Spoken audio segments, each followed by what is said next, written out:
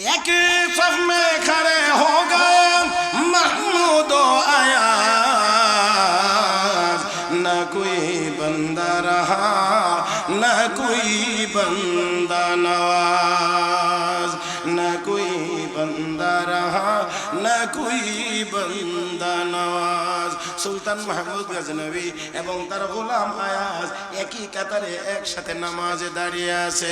চেনা যায় না কে গোলাম আর কে মালিক, কারণ এখানে কোনো গোলাম মালিক নাই, এখানে সবাই এক আল্লাহর গোলাম। হে মুসলমান, তাই আসল বলছি, যতদিন পর্যন্ত মসজিদ কেন্দ্রিক আমাদের জীবন হবে না, ততদিন পর্যন্ত শান্তির ফয়সালাও হবে না। মসজিদ কেন্দ্রিক জীবন যাপন হবে যখন, আমাদের সাথে মসজিদের সম্পর্ক যখন হবে পরিপূর্ণ, তখনই সমাজের ভিতরে বৈষম্য দূর হবে, সাম্য প্রতিষ্ঠিত হবে। আমার ভাইয়েরা, ভেদাভেদ থাকবে না, উঁচা নিচার মধ্যে কোনো রকমের পার্থক্য থাকবে না। আমার বন্ধুরা, সেই জন্য আসুন, আল্লাহ রাব্বুল আলামিন আমাকে আপনাকে বানাইছেন আল্লাহর গোলামি করার জন্য। শান্তির ব্যবস্থা গোলামির ভিতরেই হবে। ও মুসলমান, যেমন করে মাছের আরাম পানির ভিতরে, আমাদের আরাম হলো খোলা জায়গাতে। আমাদেরকে পানির ভিতরে নিয়ে দিলে যেমন আরাম লাগে না, মাছকে শুকনায় উঠাইলে মাছের আরাম লাগে না, আল্লাহর জমিনে আল্লাহর গোলামি ছাড়া আর কোনো জায়গাতে আরাম লাগে। হে মুসলমান, লক্ষ্য করে দেখুন, হযরত ইব্রাহিম ইবনে আদহাম বলকি রাহমাতুল্লাহি আলাইহি সিংহাসন ছেড়ে দিয়ে তিনি আল্লাহকে পাওয়ার জন্য বের হয়ে গিয়েছিলেন। যেই সিংহাসনে তিনি ছিলেন, সিংহাসন ছেড়ে দিলেন। ও মুসলমান, এক পর্যায়ে ওনার মন্ত্রিসভার সদস্যবৃন্দ ওনাকে আনবার জন্য, দেখবার জন্য গেলেন। গিয়ে দেখেন এক সময়ের প্রভাবশালী প্রতাপশালী বাদশাহ যিনি সিংহাসনে ছিলেন, ও রাজপ্রাসাদে থাকতেন, ওই মানুষটি এখন শীত নিবারণের জন্য নিজের হাতে সুই সুতা দিয়ে কাঁথা সেলাইতে আসে। দেখে অবাক বিস্ময়ে বললেন, ও বাদশাহ ইব্রাহিম, আপনি ছিলেন সিংহাসনের মালিক, আপনি রাজপ্রাসাদের ভিতরে থাকতেন, আজকে আপনার এই দুরবস্থা, আপনি এইভাবে করে শীত নিবারণের জন্য নিজের হাতে সুই সুতা দিয়ে কাঁথা সেলাইতে আসেন, এমনটা কেন? জলদি করে ফিরে আসেন, আপনার জন্য আপনার সিংহাসন এখনো অপেক্ষা করতে আছে। ইব্রাহিম ইবনে আদহাম বলকি রাহমাতুল্লাহি আলাইহি ডাক দিয়ে বলেন, না না না, আমি আর ওই সিংহাসনে ফেরত যেতে চাই না, যেখানে গিয়ে বসে হুকুম দিলে কেউ মানে তো কেউ মানে না, কেউ মানে তো কেউ মানে না, কেউ যদি ভালো বলে কেউ খারাপও বলে, কেউ যদি প্রশংসা করে কেউ তো আবার গালিও দেয়। আমার ভাইয়েরা, তিনি বলেন এই জন্য এই সিংহাসনে আর ফেরত যেতে চাই না। দেখে নাও আমার আল্লাহ আমাকে এখন কেমন রাজত্ব দান করেছেন। এই কথা বলেই উনি ওনার হাতের সুইটা নদীতে নিক্ষেপ করে দিয়ে বলেন, রে নদীতে বসবাসকারী প্রাণীরা, আমার সুইটা তোরা ফিরিয়ে দে। শেখুল হাদিস হযরত মাওলানা জাকারিয়া রাহমাতুল্লাহি আলাইহি লিখেন, বলতে দেরি হয়েছে 1000 মাস একটি করে স্বর্ণের সুই নিয়ে নদীর কিনারায় হাজির হতে দেরি হয় না। আর একটু জোরে কান সুবহানাল্লাহ। 1000 মাস স্বর্ণের সুই নিয়ে নদীর কিনারায় হাজির। উনি বলেন, আমি তো স্বর্ণের সুই নিক্ষেপ করি নাই, আমি লোহার সুই নিক্ষেপ করেছিলাম, আমারটা কোথায়? আমারটা ফিরিয়ে দাও। আর একটা মাস ওনার হাতে নিক্ষেপ করা সুইটা ঠুটে করে উঠায়া ওনার হাতে পৌঁছায়া দিয়েছেন।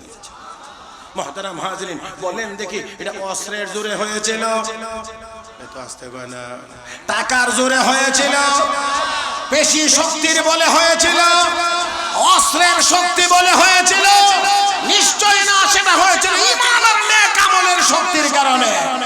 আমার বন্ধুরা, আজকে আমাদেরকেও সেই ঈমান আর আমলে বলে বলিয়ান হওয়া লাগবে। অন্য শক্তি পরে আগে ঈমান মজবুত হওয়া লাগবে। না থাকার কারণে মাঝে মাঝে দেখেন বিভিন্ন জায়গা কাফের বেঈমানেরা বিভিন্ন রকমের উক্তি করে। আজকেও আপনারা হয়তো শুনেছেন ভারতের জমিনে বসে দুই কুলাঙ্গার আমার নবীর বিরুদ্ধে কথা বলেছে। আমার ভাইয়েরা, আমার বন্ধুরা, আপনাদেরকে আমি বলতে চাই, নীরব থাকার সময় না। ঈমানের দিক থেকে আর দুর্বলতা নয়, ইবাদত বন্দেগীর দিক থেকে দুর্বলতা নয়। আসুন ঈমান আর আমল তৈরি করি।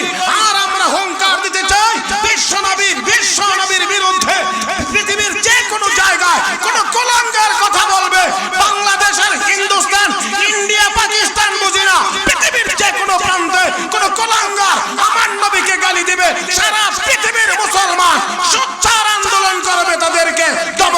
প্রতিহত করার জন্য।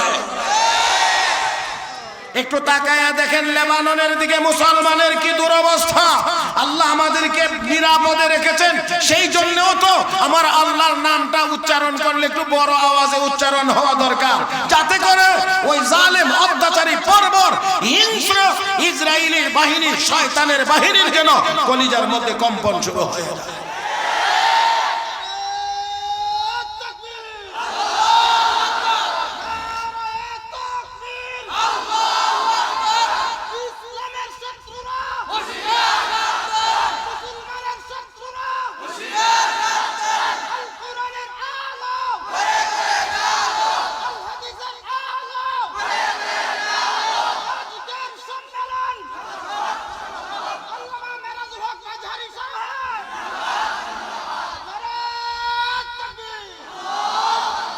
মাশাআল্লাহ।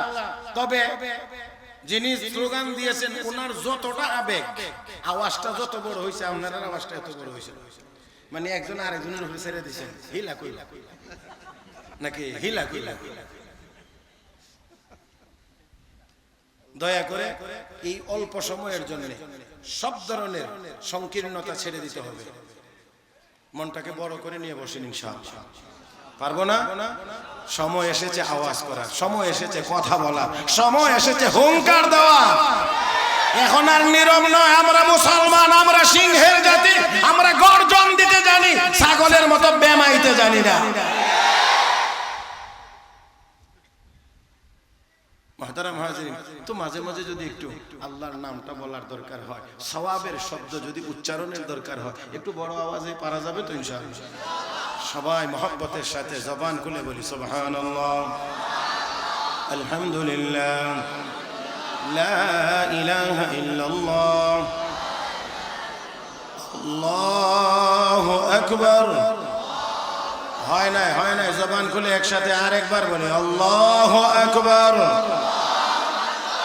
মাশাআল্লাহ। এখন মনে হয় আপনারা কিছুটা ফিট হয়েছে। এতক্ষণ যে আপনারা বসেছিলেন, তাকানো, বসা, সাইজ, সুরতে মনে হয়েছিল আনফিট। আলহামদুলিল্লাহ, আলহামদুলিল্লাহ, সুম্মা আলহামদুলিল্লাহ। আমি একখানা আয়াত তেলাওয়াত করেছি অল্প সময়ের ভিতরে।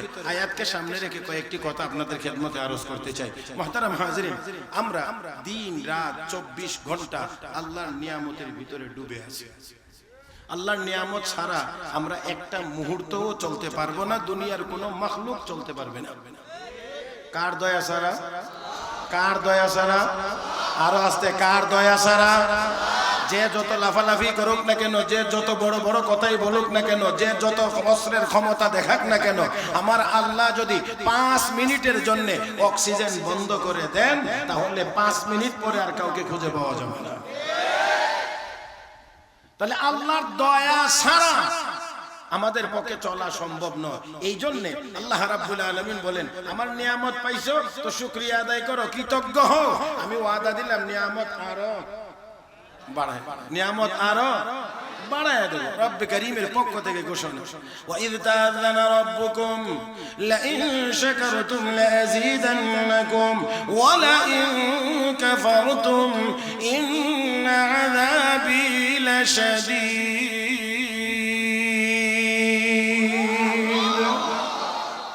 আল্লাহ কো বান্দা শুকরিয়া আদায় করো, নিয়ামত বাড়ায়া দেব, অবশ্যই অবশ্যই বাড়ায়া দেব। আবার যদি নিয়ামত পাইয়া অকৃতজ্ঞ হও, তাহলে আমি আল্লাহ নিয়ামত কমায়া দেব, ছিনায়া নেব, আমার আযাব বড় কঠিন। আমার ভাইয়েরা, ছিনায়া নেওয়া সব সময়ের অর্থ এটা না যে আপনার পকেটের টাকাগুলো নিয়ে যাবে, সম্পদ নষ্ট হয়ে যাবে। এটাই শুধু ছিনায়া নেওয়ার এক নমুনা না, আরো বহু পদ্ধতি আছে। সম্পদ আছে, খাইতে পারে না। আল্লাহ এই ঠিক মনে হয় বুঝেন নাই, বহু টাকার মালিক কিন্তু খাইতে, সকাল সন্ধ্যা 2টা করে রুটি খায়, দুপুর বেলায় কোন রকম, তাও আবার ভালো গোশত না, ভালো এটা না ওইটা না, কেউ শাক দিয়া, কেউ সবজি দিয়া, কেউ এটা দিয়া, কেউ ওইটা দিয়া। তাহলে এটাও তো সিনায়া নিয়ে যাওয়ার একটা রূপ, একটা নমুনা। এজন্য আল্লাহ রাব্বুল আলামিন পবিত্র কোরআনে কারীমের মধ্যে ঘোষণা করেছেন, ওয়ামান আরাদা আন যিকরি ফাইন্না লাহু মাঈশাতান দানকা ওয়া নাহশুরুহু ইয়াওমাল কিয়ামাতি আ'মা ক্বালা রাব্বি লিমা হাশারতানি আ'মা ওয়া ক্বাদ কুনতু বাসীরা। أتتك آياتنا فنسيتها وكذلك اليوم تنسى আর একটু মহব্বতে বলা যায় না? আল্লাহ রাব্বুল আলামিন বলেন আমার ইবাদত থেকে যারা ঘাড় ঘুরাইয়া পিঠ ঘুরাইয়া চলে যাবে, মানে ঘুরে যাবে, আমার ইবাদত করবে না, রব্বে করিম বলেন ফাইন্না লাহু মাঈশাতান দানকা, আমি আল্লাহ তার জীবনটাকে সংকীর্ণ করে দেব। এই সংকীর্ণতার যত ব্যাখ্যা মুফাসসিরিন ইকরাম লিখেছেন, এর মধ্যে একটা ব্যাখ্যা হলো এই, থাকবে পর্যাপ্ত পরিমাণ কিন্তু ভোগ করতে পারবে না। যে দুনিয়ার পিছনে আজ মানুষ দৌড়াইতে আছে, যত বেশি টাকার মালিক দেখবেন গিয়া দেখবেন তত কম খাইতে পারে, যত বেশি টাকার মালিক দেখবেন গিয়া দেখবেন কম ঘুমাইতে পারে, আর যত কম টাকার মালিক দেখবেন অল্প রুজি করে মাশাআল্লাহ খায় বেশি। এদিকের মানুষ মনে হয় জানে না, যারা রুজি রোজগার কম, টাকা পয়সা বেশি, মালিক নাই, দিন আনে দিনে খায়, মাশাআল্লাহ খায় বেশি, ঘুমায়ও বেশি। আর যারা গিয়ে দেখবেন খালি তালার তালা, 5 তালা, 10 তালা, 12 তালা, 7 তালা, 15 তালা, 20 তালা, গিয়ে দেখবেন ট্যাবলেটের তালাও বেশি। কথা ঠিক না? তাহলে আসেন, আল্লাহ রাব্বুল আলামিন বলেন আমার ইবাদত থেকে যারা দূরে সরে যাবে, ইবাদত থেকে যারা ঘাড় ঘুরাবে, রব্বে করিম বলেন ফাইন্না লাহু মাঈশাতান দানকা, আমি আল্লাহ তার জীবনটাকে সংকীর্ণ করে দেই, সংকীর্ণ করে দেব।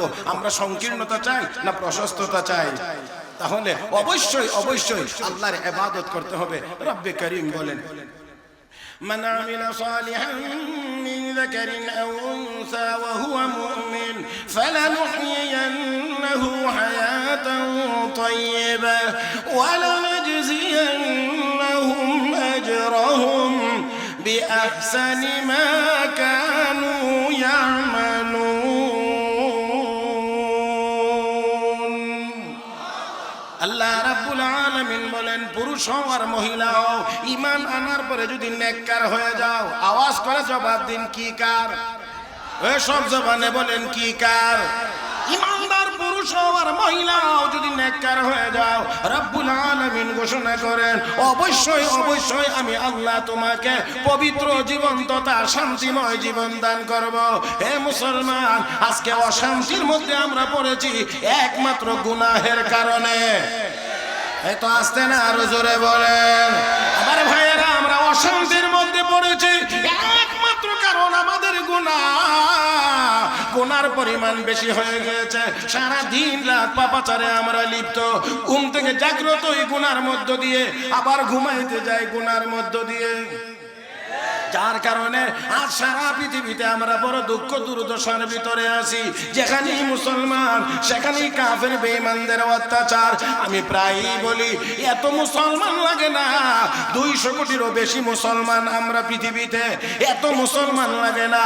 ও ভাইয়েরা, বন্ধুরা, খেয়াল করে দেখেন, লক্ষ্য করে দেখেন, হযরত শাহজালাল মুজাররদ ইয়ামানির আল্লাহু আকবার আওয়াজে যদি গৌর গোবিন্দের দালান ভাঙতে পারে, 200 কোটি মুসলমানের আল্লাহু আকবারের আওয়াজে তো জারজ রাষ্ট্র ইসরায়েলের নাম ও নিশানা পৃথিবীর মানচিত্র থেকে মুছে যাইতে পারে। কিন্তু হয় না কেন? হচ্ছে না কেন? আমরা শাহজালালি ঈমান তৈরি করতে পারিনি। কথা ঠিক না আমার ভাইয়েরা, বন্ধুরা?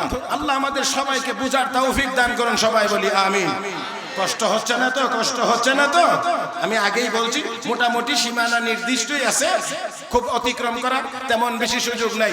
এর ভিতরেই আমি একটু দ্রুত গতিতে কথা বলার চেষ্টা করব, আপনারা একেবারে আমার দিকে তাকায়া তাকায়া কথাগুলো শুনবেন বলে আমি আশা করতে আছি। আল্লাহ রাব্বুল আলামিন আমাকে আপনাকে 24 ঘন্টা আল্লাহর নিয়ামতের ভিতরে ডুবাইয়া রাখছেন। মাছ যেমন পানির মধ্যে ডুবে থাকে, আমরাও 24 ঘন্টা আল্লাহর নিয়ামতের ভিতরে ডুবে থাকি। মাছ যেমন পানির উপরে আসলে বাঁচে না, আল্লাহর নিয়ামতের বাহিরে গেলে মানুষও বাঁচতে পারবে না। তাহলে যে আল্লাহর নিয়ামত ছাড়া, যে আল্লাহর দয়া ছাড়া বাঁচা যাবে না, চলা যাবে না, সেই আল্লাহকে ভুলে যাওয়া এটা কোনো বুদ্ধিমান মানুষের কাজ হইতে পারে? আরো জোরে কোন পারে? কেউ কেউ চিন্তা করবেন ইউরোপের মানুষ, আমেরিকার মানুষ, অস্ট্রেলিয়ার মানুষ, চায়নার মানুষ, অমুক জাপানের মানুষ, অমুক দেশের মানুষ, তমুক দেশের মানুষ, তারা তো অনেক টাকা, বাড়ি, গাড়ি, অমুক তমুক, অনেক কিছুর মালিক। কিন্তু কিন্তু কিন্তু গিয়ে দেখেন না আমাদের দেশে জায়গায় জায়গায় টেম্পু স্ট্যান্ড আছে, সিএনজি স্ট্যান্ড আছে, মোটরসাইকেল স্ট্যান্ড আছে, বাস স্ট্যান্ড আছে, কাউন্টার আছে, এখানে গিয়ে বাসের টিকিট কাটে, রেল স্টেশনে গিয়ে রেলের টিকিট কাটে। আপনি অন্যান্য যে দেশগুলোকে উন্নত মনে হয় এমন বহু দেশে খোঁজ নিয়ে গিয়ে জানবেন জায়গায় জায়গায় তাদের এরকম কাউন্টার দেওয়া আছে। এই কাউন্টারে বাসের, ট্রেনের, বিমানের টিকিট বিক্রি হয় না, এখানে টিকিট বিক্রি হয়। কেমনে মরতে চান এই টিকিট বিক্রি হয়। কথা মনে হয় বুঝছেন না আপনারা?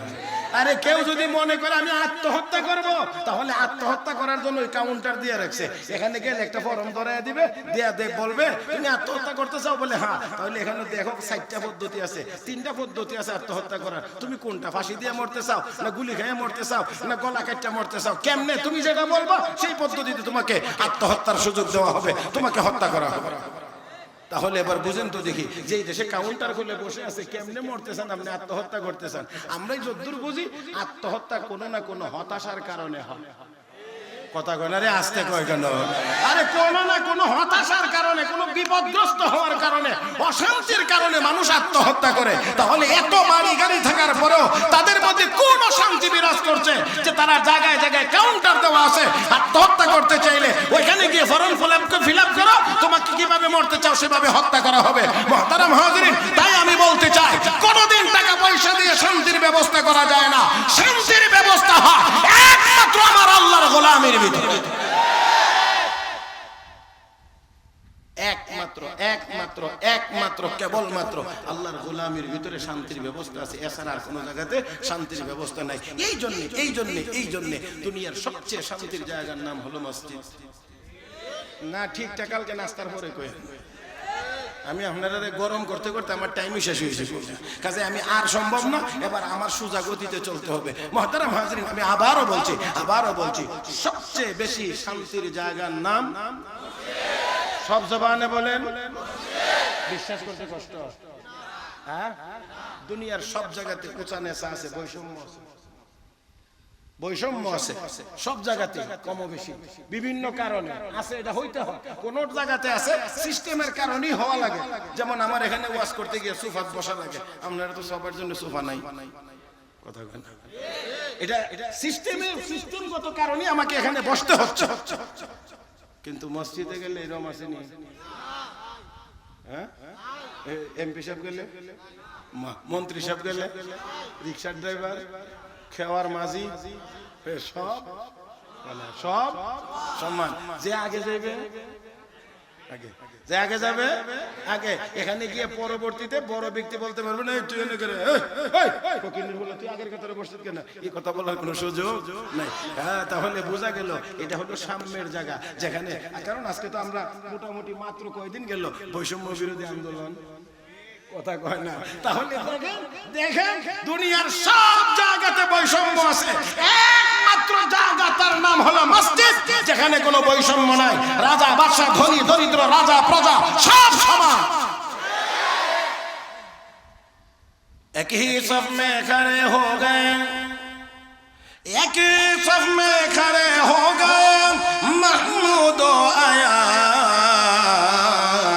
न कोई बंदा रहा न कोई बंदा नवाज, न कोई बंदा रहा न कोई बंदा नवाज।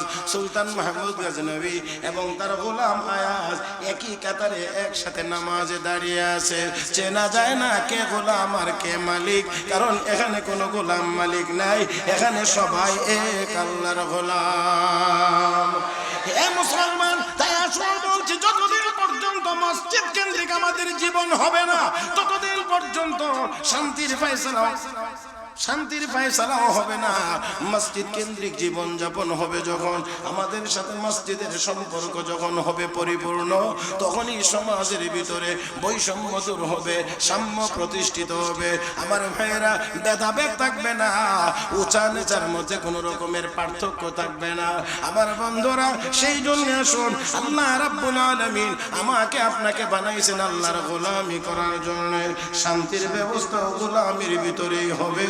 ও মুসলমান, যেমন করে মাছের আরাম পানির ভিতরে, কয় না মাছের আরাম পানির ভিতরে, আমাদের আরাম হলো খোলা জায়গাতে। আমাদেরকে পানির ভিতরে নিয়ে দিলে যেমন আরাম লাগে না, মাছকে শুকনায় উঠাইলে মাছের আরাম লাগে না। আল্লাহর জমিনে আল্লাহর গোলামি ছাড়া আর কোন জায়গাতে আরাম লাগে। হে মুসলমান, লক্ষ্য করে দেখুন, হযরত ইব্রাহিম ইবনে আদহাম বলখি রাহমাতুল্লাহি আলাইহি সিংহাসন ছেড়ে দিয়ে তিনি আল্লাহকে পাওয়ার জন্য বের হয়ে গিয়েছিলেন। যেই সিংহাসনে তিনি ছিলেন, সিংহাসন ছেড়ে দিলেন। ও মুসলমান, এক পর্যায়ে ওনার মন্ত্রিসভার সদস্যবৃন্দ ওনাকে আনবার জন্য, দেখবার জন্য গেলেন। গিয়ে দেখেন এক সময়ের প্রভাবশালী প্রতাপশালী বাদশাহ যিনি সিংহাসনে ছিলেন, ও রাজপ্রাসাদে থাকতেন, ওই মানুষটি এখন শীত নিবারণের জন্য নিজের হাতে সুই সুতা দিয়ে কাঁথা সেলাইতে আসে। দেখে অবাক বিস্ময়ে বললেন, ও বাদশাহ ইব্রাহিম, আপনি ছিলেন সিংহাসনের মালিক, আপনি রাজপ্রাসাদের ভিতরে থাকতেন, আজকে আপনার এই দুরবস্থা, আপনি এইভাবে করে শীত নিবারণের জন্য নিজের হাতে সুই সুতা দিয়ে কাঁথা সেলাইতে আসেন, এমনটা কেন? জলদি করে ফিরে আসেন, আপনার জন্য আপনার সিংহাসন এখনো অপেক্ষা করতে আছে। ইব্রাহিম ইবনে আদহাম বলখি রাহমাতুল্লাহি আলাইহি ডাক দিয়ে বলেন, না না না, আমি আর ওই সিংহাসনে ফেরত যেতে চাই না, যেখানে গিয়ে বসে হুকুম দিলে কেউ মানে তো কেউ মানে না। আল্লাহ আস্তে কোন নাজি, কেউ মানে তো কেউ মানে না। আমার ভাইয়েরা, আমার বন্ধুরা, এটা তো আমরা এবারেও দেখছি, কেউ মানে কেউ মানে কেউ মানে না, শেষ পর্যন্ত মানে আর না মানে ঝামেলার ভিতরে থাকবার দরকার নাই। আমি ওই যে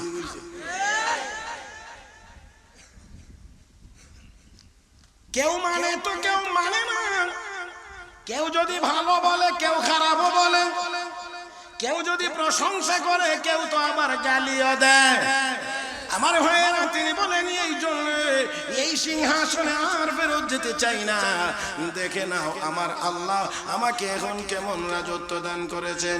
এই কথা বলেই উনি ওনার হাতের সুইটা নদীতে নিক্ষেপ করে দিয়ে বলেন, রে নদীতে বসবাসকারী প্রাণীরা, আমার সুইটা তোরা ফিরিয়ে দে। শেখুল হাদিস হযরত মাওলানা জাকারিয়া রাহমাতুল্লাহি আলাইহি লিখেন, বলতে দেরি হয়েছে 1000 মাস একটি করে স্বর্ণের সুই নিয়ে নদীর কিনারায় হাজির হতে দেরি হয় না। আর একটু জোরে কান সুবহানাল্লাহ। 1000 মাস স্বর্ণের সুই নিয়ে নদীর কিনারায় হাজির। উনি বলেন, আমি তো স্বর্ণের সুই নিক্ষেপ করি নাই, আমি লোহার সুই নিক্ষেপ করেছিলাম, আমারটা কোথায়? আমারটা ফিরিয়ে দাও। আর একটা মাস ওনার হাতে নিক্ষেপ করা সুইটা ঠুটে করে উঠায়া ওনার হাতে পৌঁছায়া দিয়েছে। মুহতারাম হাজরিন, বলেন দেখি, এটা অস্ত্রের জোরে হয়েছিল? এত আস্তে কয় না। টাকার জোরে হয়েছিল? পেশি শক্তির বলে হয়েছিল? অস্ত্রের শক্তি বলে হয়েছিল? নিশ্চয় না, সেটা হয়েছিল ঈমান আর নেক আমলের শক্তির কারণে। আমার বন্ধুরা, আজকে আমাদেরকেও সেই ঈমান আর আমলে বলে বলিয়ান হওয়া লাগবে। অন্য শক্তি পরে আগে ঈমান মজবুত হওয়া লাগবে। না থাকার কারণে মাঝে মাঝে দেখেন বিভিন্ন জায়গা কাফের বেঈমানেরা বিভিন্ন রকমের উক্তি করে। আজকেও আপনারা হয়তো শুনেছেন ভারতের জমিনে বসে তুই কুলাঙ্গার আমার নবীর বিরুদ্ধে কথা বলেছে। আমার ভাইয়েরা, আমার বন্ধুরা, আপনাদেরকে আমি বলতে চাই, নীরব থাকার সময় না।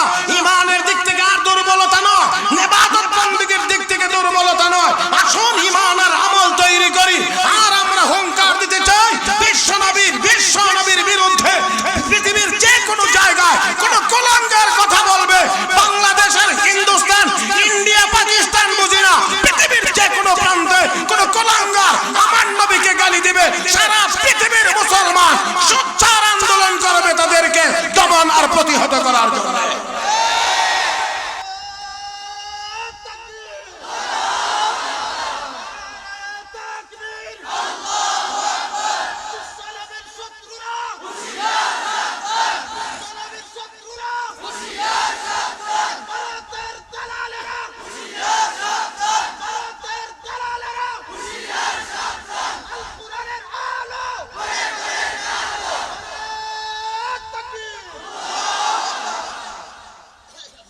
কষ্ট হইতেছে না?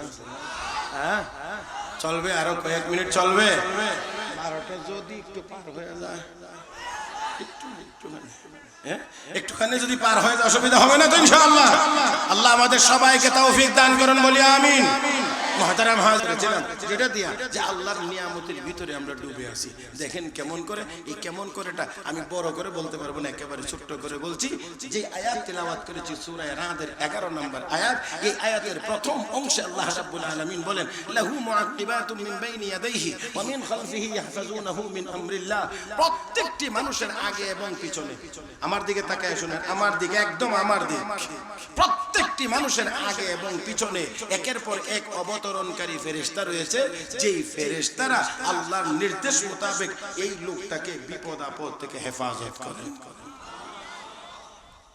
কে আছেন কয় না কে আছেন ফেরেশতা বিশ্ব নবী হাদিস শরীফে ঘোষণা করেছেন ফেরেশতাদের পাহারা যদি না থাকতো তাহলে চিল যেমন মোরগের বাচ্চাকে ছো মেরে উঠায় নিয়ে যায় বিশ্ব নবী বলেন মানুষের বাচ্চাগুলোকেও জিনেরা এমন করে উঠায় নিয়ে যায় আল্লাহ রাব্বুল আলামিন বলেন ওয়াস-সামাই ওয়াত-তারিক ওয়া মা আদরাকা মাত-তারিক আন-নাজমুস সাকিব ইন কুল্লু নাফসিন লাম্মা আলাইহা হাফিজ আল্লাহ রাব্বুল আলামিন বলেন প্রতিটি মানুষের পিছনে আল্লাহর ফেরেশতা পাহারাদার আছে আল্লাহু আকবার কর এ মুসলমান একটু কি চিন্তা করার বিষয় না মানুষ আমরা বিচরণ করি জমিনে আর ফেরেশতা দিয়ে আমাকে আপনাকে আমার আল্লাহ পাহারার ব্যবস্থা করেছেন এই ফেরেশতাদের পাহারা না থাকলে আমরা কত বিপদের সম্মুখীন হইতাম মুহতারাম হাজিরিন এই ফেরেশতাদের পাহারা আছে রব্বে করিম বলেন সামনে পিছনে শুধু সামনে পিছনে নয় মুফাসসিরিন ইকরাম এই আয়াতের ব্যাখ্যা করতে গিয়ে উল্লেখ করেছেন এক একজন মানুষের পিছনে দিনে রাতে মিলায়া দিনের বেলা 10 জন রাতের বেলা 10 জন রাতে দিনে মিলায়া 20 জন ফেরেশতার পাহারাদারি আছে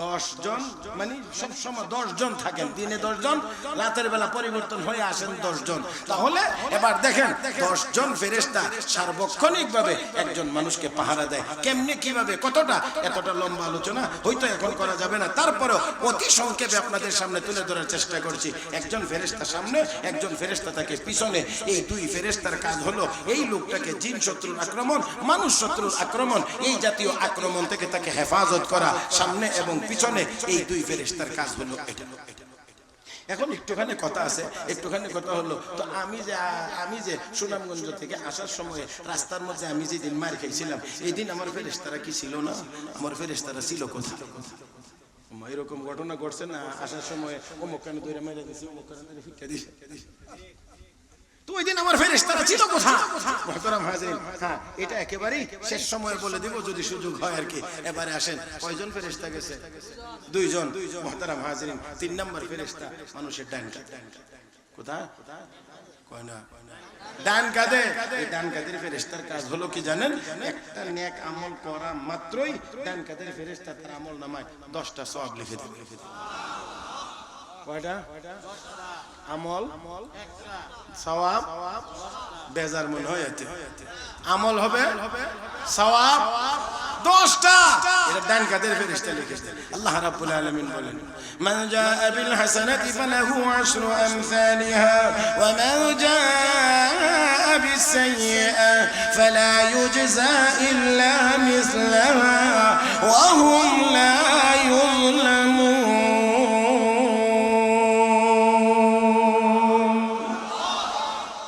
নেক আমল করবা একটা সওয়াব হবে 10টা পক্ষান্তরে গুনাহ যদি হয় একটা তো গুনাহ একটা আমল হলে একটা গুনাহই লেখা হয় তো ডান কাঁধের ফেরেশতা কাজ হলো ওই লোকটা একটা নেক আমল করা মাত্রই 10টা সওয়াব তার আমলনামায় লিখে দেবে তবে হ্যাঁ এইজন্য একটু শর্ত শরায়েত আছে শর্ত আছে এক নম্বর শর্ত হলো যিনি নেক আমল করবেন তাকে ঈমানদার হওয়া লাগবে কি জোরে কোন কি ঈমানদার 2 নাম্বার হলো ইখলাস থাকা লাগবে ইখলাস একমাত্র নেক আমল আল্লাহর জন্য হওয়া লাগবে কয়টা কয়টা হইছে? আমি শুধু শিরোনাম বলছি, হেডলাইন, এখানে বিস্তারিত বলার কোনো সুযোগ নাই। নাম্বার 3, নেক আমলটা নবীর শিখানো তরিকা মোতাবেক হওয়া লাগবে। কয়টা কয়টা কয়টা কয়টা কয়টা কয়টা? 3টা।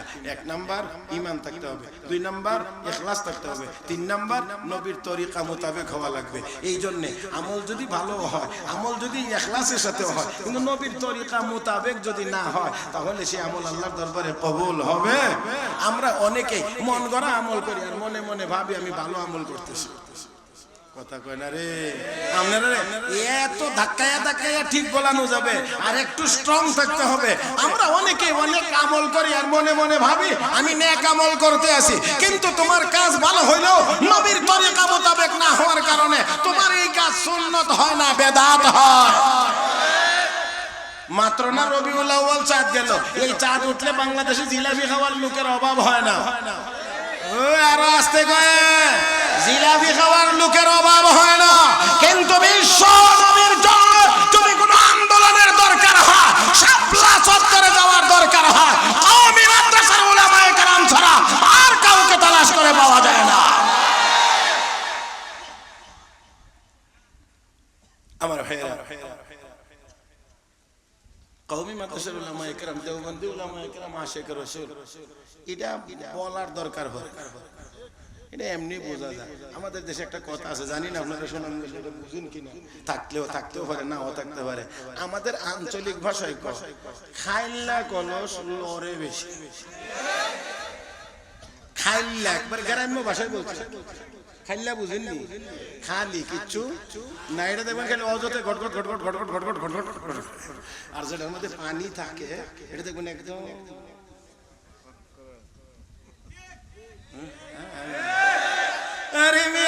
যাদের মধ্যে সুন্নত নাই তারা ওই নামের আগে পিছে সুন্নি লেখা লাগে, আর যাদের মধ্যে সুন্নতে ভরা ভরা কলস, নড়াচড়া লাগে না, ভিতরে মাল আছে, ধরলেই বোঝা যায়। আমার ভাইয়েরা, আমি সুন্নি এটা কি কইবার জানি, এখান থেকে চাইলে বোঝা যায় না, ওই সাইনবোর্ড আছে না, দেখলেই তো বোঝা যায় সুন্নতে ভরা। এখন বেড়া আরো 12 রবিউল আউয়াল মিছিল করতে যা, তুতা হরিস আরো ভালো করে শেভ করে যা, কয় বেড়া মিছিল, হে বেড়া তুতা তুমি সুন্নি হইবা, সব মুসলমান সুন্নি হবে, আমার কোনো আপত্তি নেই। এটা সবারই তো কথা, মানে সুন্নতওয়ালা হবে। কথা বুঝেন না কেন? সুন্নতওয়ালা হবে, এটাই তো কথা আমরা বলি। আল্লাহ কইতো সুন্নতওয়ালা হবে। ওমা কথা কয় না রে, ওই আমি বলি, আল্লাহ তো বলে, কুল ইন কুনতুম তুহিব্বুনাল্লাহ, কুল ইন কুনতুম তুহিব্বুনাল্লাহ ফাত্তাবিউনি ইউহিব্বুকুমুল্লাহ ওয়া ইয়াগফির লাকুম যুনুবাকুম ওয়াল্লাহু গফুরুর রহিম। আল্লাহ কয় নবী আপনি বলুন, তোমরা যদি আল্লাহর ভালোবাসা পেতে চাও তাহলে আমার অনুসরণ করো। উলামায়ে কেরাম আছেন, নবীর অনুসরণ মানে নবীর সুন্নতের অনুসরণ। তো সুন্নতের অনুসরণ যারা করে তারাই তো কি করে, হ্যাঁ এখন সুন্নত নাই সুন্নি। আল্লাহ এটা কেমন, এটা কেমন জানি না, দলিল নাই খেতাম,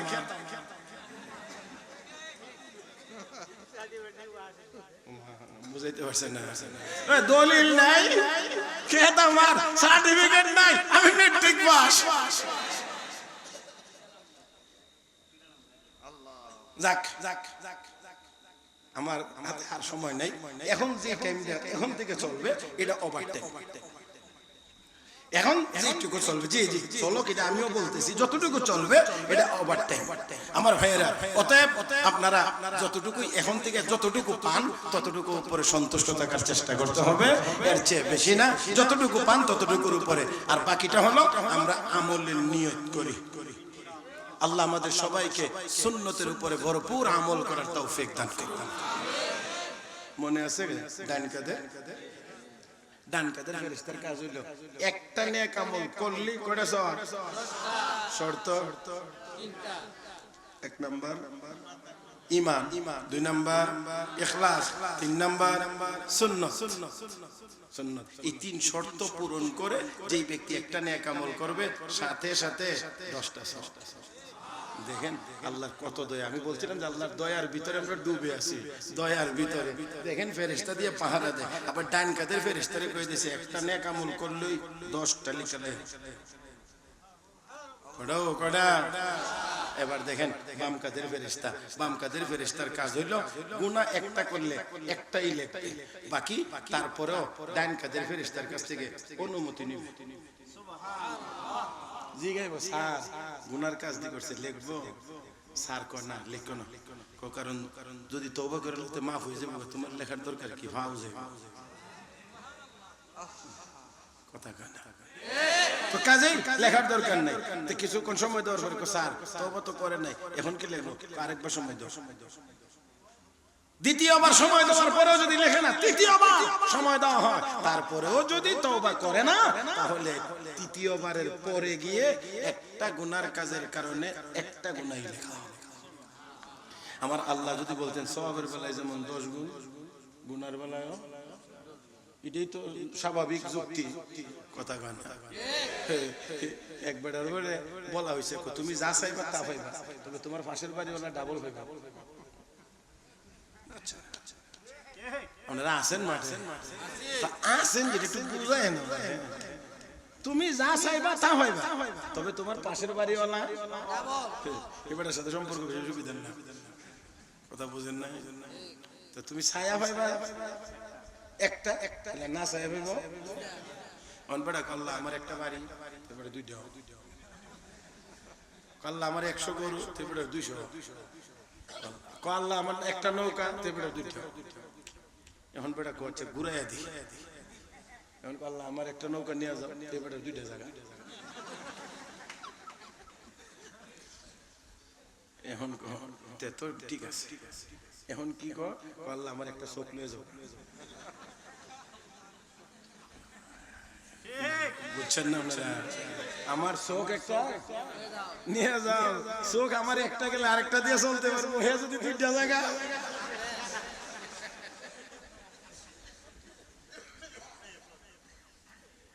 তো সিস্টেমে তো এটাই হওয়ার কথা। দেওয়ার বেলা যদি ডাবল হয় তো যাওয়ার বেলায়ও। কিন্তু আমার আল্লাহ কয় না, আমার বন্ধুর উম্মতের সময় কম। সুবহানাল্লাহ, আর একটু মহব্বত। আমার বন্ধুর উম্মতের হায়াত কম, হায়াত কম, এই জন্য সওয়াব বাড়ায় দিতে হবে, গুনাহ বাড়ায় দেওয়া যাবে না। সওয়াব বাড়ায় দেওয়া হবে, গুনাহ বাড়ায় দেওয়া হবে না। এই জন্য সওয়াবকে নেক আমল একটা করলে সওয়াব 10টা হয়, গুনাহ যদ্দূর করে অদ্দূর হয়, যদ্দূর করে অদ্দূর হয়।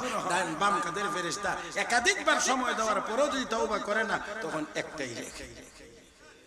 কয়জন ফেরেশতা গেছে? আল্লাহ 10 জন। এই 10 জনের কথা বলে শেষ করা যাবে না, এই জন্য আজকে আর একজনের কথা কইয়া 5 জন হোক, 50-50 হোক, আর 50 থাকুক, 5 জন বাকি। অন্য সময় যদি আসার সুযোগ হয় তাহলে বলবো 5 নাম্বার ফেরেশতা। 5 নাম্বার ফেরেশতা প্রত্যেকটা মানুষের কপালের দায়িত্বে নিয়োজিত একজন ফেরেশতা। এই কপালের দায়িত্বে নিয়োজিত ফেরেশতার ডিউটি কি, এটা লম্বা আলোচনার বিষয়। তারপর আমি শুধুমাত্র মূল কথাটা বলে দিচ্ছি। এই ফেরেশতার কাজ হলো, লোকটা যদি বিনয়ের সাথে চলে, বিনয়ের সাথে যদি চলে, বিনয়ী যদি হয়, তাহলে ফেরেশতার দায়িত্ব হলো তাকে মানুষের সামনে দামি বানায়। আর যদি গর্ব অহংকার করে চলে,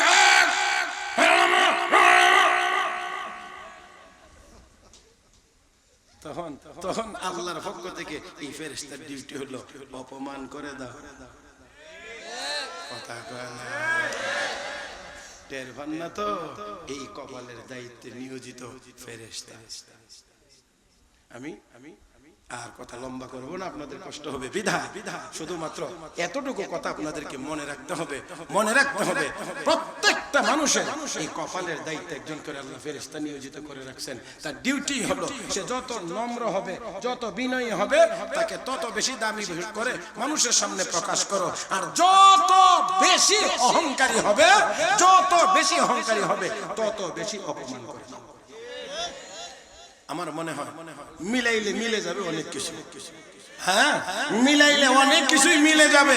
আমি সব মিলাইয়া দিতে পারবো না, নিজেরা মিলাইয়া নিবেন। মুহতারাম হাজরিন, তাহলে আসেন দেখেন যারা বিনয়ী হয়েছিল আল্লাহ তাদেরকে কত দামি বানায়া দিয়েছেন। ছোট্ট একটা কথা বলেই আলোচনা শেষ করতে চাই। রাসূলের সাহাবী হযরত আবু যর গিফারি রাদিয়াল্লাহু তাআলা আনহু নবীজির দরবারে আসতেছিলেন।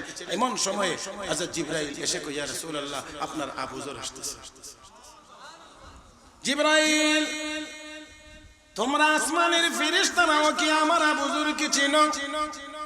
ইয়া রাসূলুল্লাহ, ইয়া হাবিবাল্লাহ, জমিনের মানুষ যতটুকু আবু যরকে চিনে, আমরা আসমানের ফেরেশতারা তার চাইতে আরো ভালো করে চিনি। কেন রে জিবরাইল, আমার আবু যরকে তোমরা এত ভালো করে চিনো? নবী গো, আবু যর গিফারির মধ্যে দুইটা আমল আছে, একটা করণীয় আমল আর একটা হলো বর্জনীয় আমল। ওগো নবীজি, আপনার আবু যর গিফারির মধ্যে অহংকার নাই, সে বিনয়ী। যখন সে আপনার দরবারে আসে, আপনার দরবারে বসে, তখন নিজেকে সবার চাইতে ছোট মনে করেন। এটা হলো তার আমল। সে নিজেকে ছোট মনে করেন, বড় মনে করেন না, অহংকার করে না, গর্ব করে না, বিনয়ী হয়ে চলে, নিজেকে ছোট মনে করে। ওগো নবীজি, তার 2 নাম্বার আমল হলো সে বেশি বেশি পরিমাণে কোরআনে কারীমের সূরা ইখলাস বেশি তিলাওয়াত করে। সূরা ইখলাস বেশি বেশি পরিমাণে তিলাওয়াত করেন, অহংকার করেন না, বিনয়ী হয়ে চলেন। এই জন্য আল্লাহর দরবারে তার এত দাম। ও মুসলমান, নিজেকে বড় মনে করলে কেউ বড় হতে পারে না। বড় কে বানান? এত আস্তে না, একটু জোরে খান। বড় কে বানান? দামি আল্লাহ বানান। আবার অপমানও আমার আল্লাহ করেন। قل اللهم مالك الملك تؤتي الملك من تشاء وتنزع الملك ممن تشاء وتعز من تشاء وتذل من تشاء بيدك الخير إنك على كل شيء قدير تولج الليل في النهار وتولج النهار في الليل وتخرج الحي من الميت وتخرج الميت من الحي وترزق من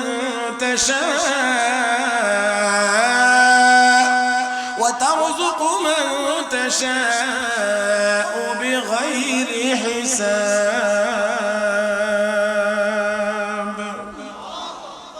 সকল ইজ্জত সম্মানের একমাত্র মালিক আন্নাল কুওয়াতা লিল্লাহি জামিআ আন্নাল ইজ্জাতা লিল্লাহি জামিআ।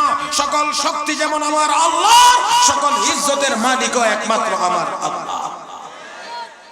মুহতারাম হাজরিন, এই জন্য মাথা উঁচু করে আপনার কদ্দুর যাবেন। লা তামশু ফিল আরদি মারহা ইন্নাকা লান তাখরিকাল আরদা ওয়া লান তাবলুগাল জিবালা তুলা।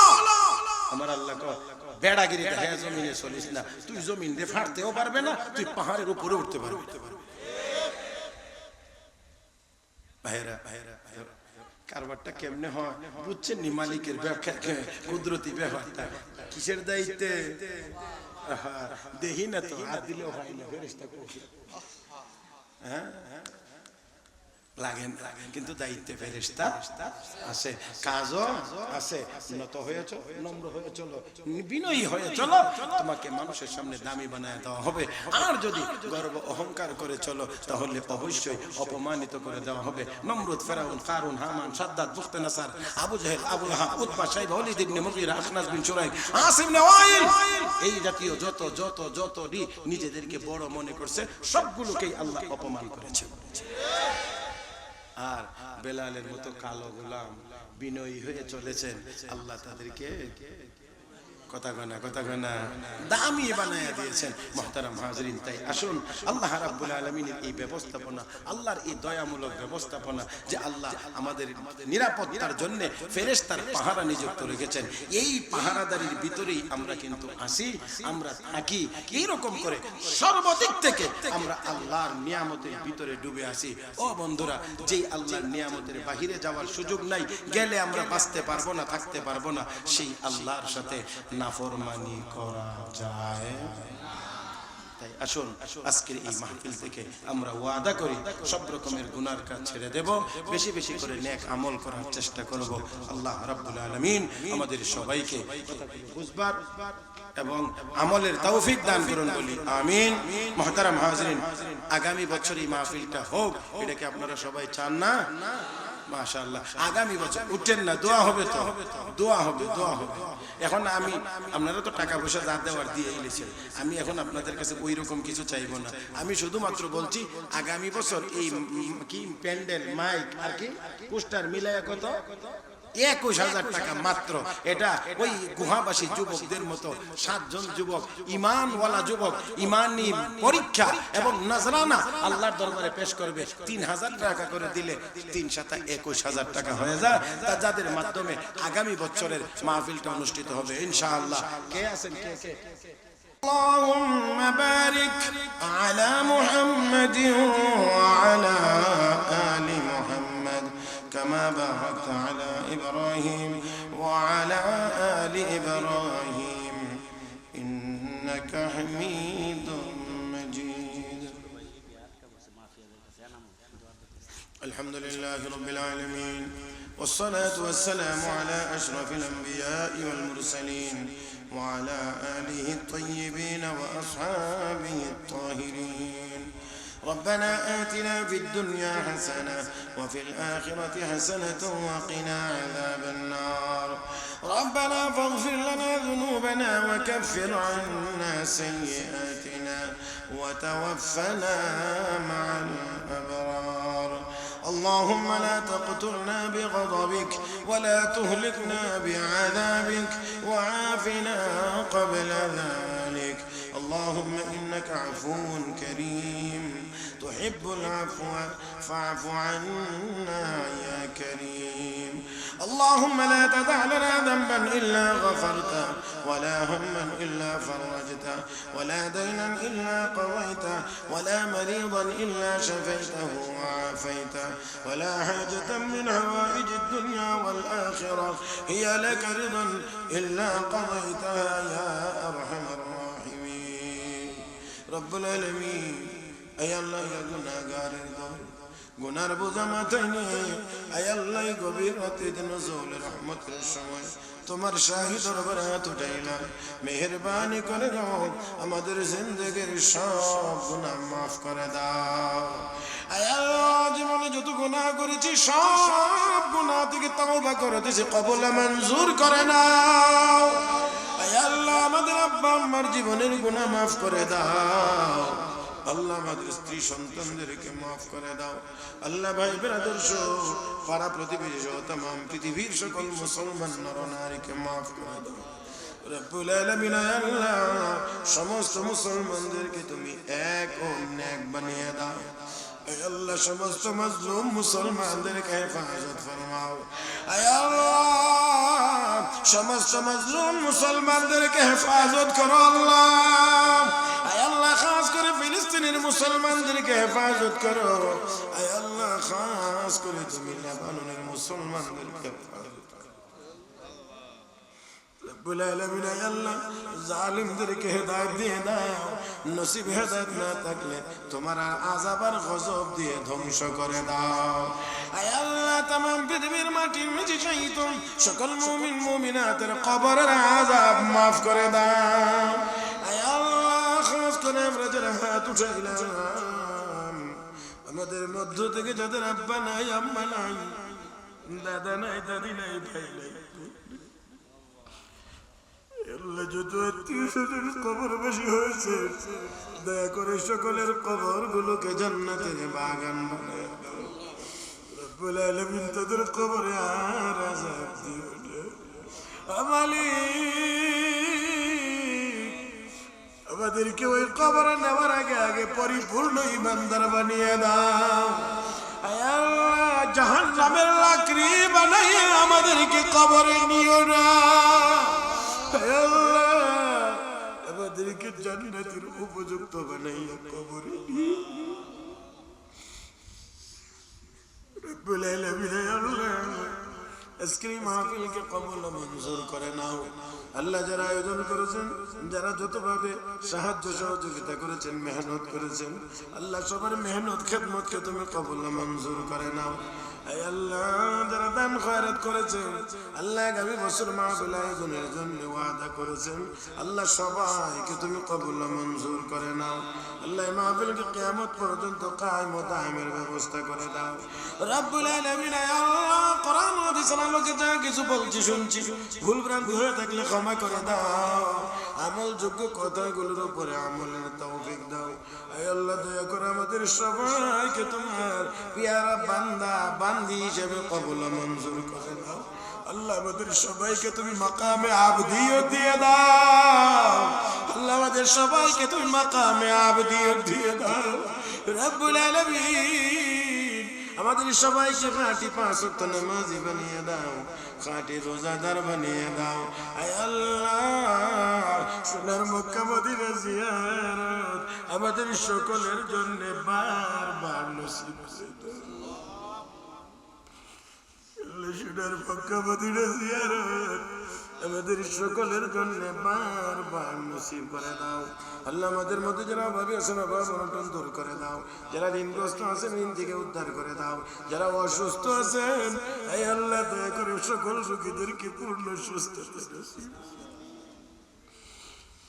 রব্বুল আলামিন আল্লাহ যারা দেশ বিদেশে রয়েছেন আল্লাহ বিভিন্ন সমস্যায় রয়েছেন সকলের সমস্যার সমাধান করে দাও আল্লাহ সবার কামাই রোজগারে বরকত দাও ইয়া আরহামার রাহিমিন হালাল উপায়ে কামাই রোজগার করার তৌফিক দাও রব্বুল আলামিন আল্লাহ জীবনের প্রতিটা মুহূর্তে তোমার হুকুম আর তোমার হাবিবের নূরানি তরিকার অনুসারী আমাদেরকে বানিয়ে দাও রব্বুল আলামিন আল্লাহ তোমার হাবিব যত কল্যাণ তোমার কাছে চাইছেন আমরাও চাই আমাদেরকে দিয়ে দাও তোমার হাবিব যত কল্যাণ থেকে পানা চাইছেন আমরাও পানা চাই আল্লাহ আমাদেরকে পানা দিয়ে দাও রব্বুল আলামিন আল্লাহ এই মুহূর্তে আমাদের পক্ষ থেকে অসংখ্য গণিত দরুদ ও সালামের হাদিয়াত তোমার পিয়ারা হাবিবের রওজা মুবারকে পৌঁছে দাও তোমার হাবিবের ওসিলাত আমাদের সকলের দোয়াকে কবুল মঞ্জুর করে নাও ربنا تقبل منا إنك أنت السميع العليم وتب علينا إنك أنت التواب الرحيم وصلى الله تعالى على خير خلقه محمد وعلى آله وأصحابه أجمعين آمين آمين برحمتك يا أرحم الراحمين السلام عليكم ورحمة الله